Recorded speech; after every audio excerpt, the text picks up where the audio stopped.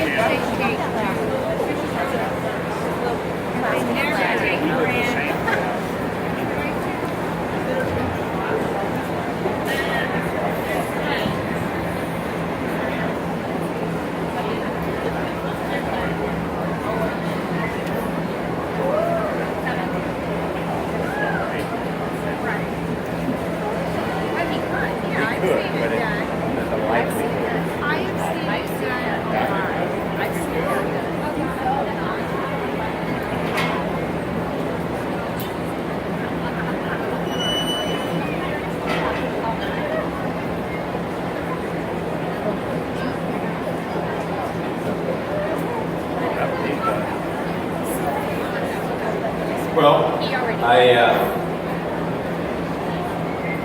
again, I mentioned earlier, if at the end you can see a pattern, I don't know what that really means. I mean, if you can see a pattern of all like kinds, I probably missed something in one of these classes. I think in a fair this small, when there's 50 steers or whatever, for every single one of them to look alike in the champion drive, or all the first place steers in a class, or lambs or hogs or whatever, in a smaller fair, you probably missed something, or you gave something up. I stand back out here and I see there's a few similarities in these calves that are standing out here on a profile, but by and large, they're all just a little bit different. I think you can walk down the second place row too and say that each one of those steers is just a little bit different. But when you only got 4 or 5 in each class to pick from, you just try to take the one with the most of the best. Like we said, the most of the best might not always be the same thing in every class. We had some structural issues in a couple of these. We have some that might not be quite as pretty. We have some ones in that second line that might have some advantages over ones in the first place in a couple of different spots or whatever. But ultimately, you try to take the best one, and then at the end, take the one that has got the most of the best put together. So sometimes the similarities, you might say, well, God darn, none of them look alike. Well, sometimes that's what you're faced with. If I had 500 of them to sort through, probably there would be all these ones standing out the front might probably look the same. But with that being said, I think you have to understand functionally what these represent. Protein source. These kids, so they've raised this project up. They spent a lot of time with this project. One of the things is this is probably as good an exercise for young kids, as good as an event that young people can be a part of as anything I know, because it teaches you responsibility and to take care of something other than just yourself. Today we get so caught up with me, with what's going on with me, that we forget what other people are doing, or other things or whatever, and we get tunnel vision on certain things, and we don't have the ability to care for somebody else or something else. Like these animals are 100% dependent on these kids to get up and feed them every day, take care of them every day, give them a bath, change their, clean their pen, make sure they got water. These animals are 100% dependent on these kids, and the kids learn that over time. I've got small children. My oldest one is just now old enough to be in 4-H, and we showed a lamb at the fair this year for the first time, and boy, it taught him a lot. And we live in a rural setting. We don't live where you guys are at. This is big city area, and you got 1 million, however many people that come through this gate, and most of them are pretty detached from where their food comes from. These kids have an intimate, and we have to remember that too. I don't want to get on a soapbox, but we got to remember what this is. This is raising food for human consumption. Sometimes we view it as something else, but this is a project where these kids know there's an endpoint. My son cried a lot when he had to sell his land. It was tough, but he's learning that. He understands what's going on. He didn't like it, but he understands he was raising something to nourish someone else. It was just not all about him. It's just not all about these kids. It's about what goes beyond that, and thinking beyond that, and taking responsibility to raise something to provide for others. Okay?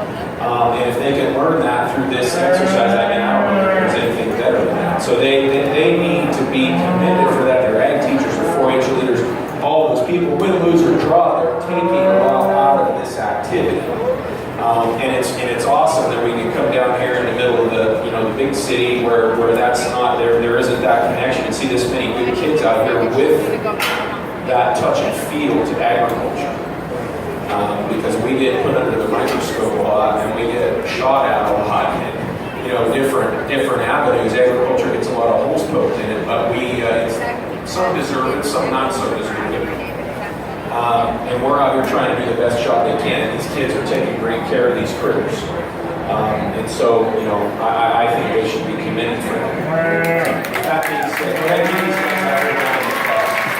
Lots of effort, lots of knowledge, lots of work.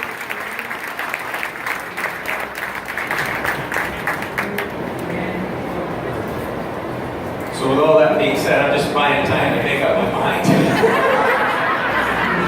I'm trying to sort of do it.